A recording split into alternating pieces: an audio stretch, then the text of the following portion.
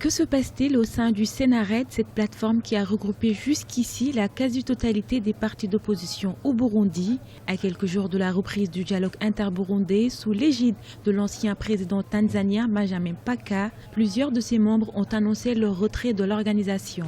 Selon le porte-parole du Sénarède, ces défections ne changent rien à leur détermination à lutter contre le régime du président Pierre Nkurunziza.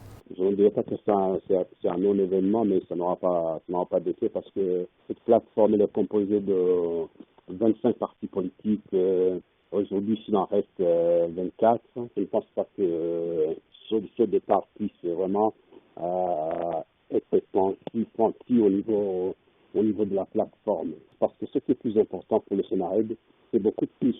C'est la mise en place d'un état de droit au Burundi qui a comme fondation la Cour d'Arusha pour la paix et la réconciliation, le respect de la loi. Mécontente que ses membres aient été invités à titre individuel, la plateforme avait boycotté en 2016 à Arusha la rencontre du dialogue interburundais. Ces nouveaux départs sont pour l'ancien président burundais une manière pour les opposants de mieux se présenter. Il faut interpréter ça comme une crise de croissance, parce qu'effectivement, je pense que le Sénarède est en train de se resserrer pour bien se positionner visiblement par rapport à cette échéance des négociations qui s'annonce. Il y a visiblement des partis ou des organisations qui ne seraient pas satisfaites de comment éventuellement le Sénarède s'y prépare et qui voudraient peut-être faire cavalier seul. Mais ce n'est pas pour la première fois. Et cela ne concerne pas seulement le Sénarède. L'histoire de Bujumbura a connu depuis une année une importante fronde. Et cela n'a pas empêché pour autant que le pouvoir de Bujumbura continue à se présenter.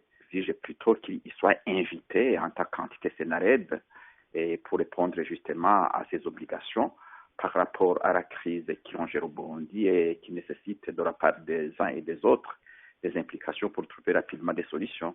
Pour rappel, le Burundi est plongé dans une crise émaillée de violence depuis l'annonce du président Pierre Nkurunziza de briguer un second mandat. Environ 500 personnes ont perdu la vie depuis le début de la crise en avril 2015.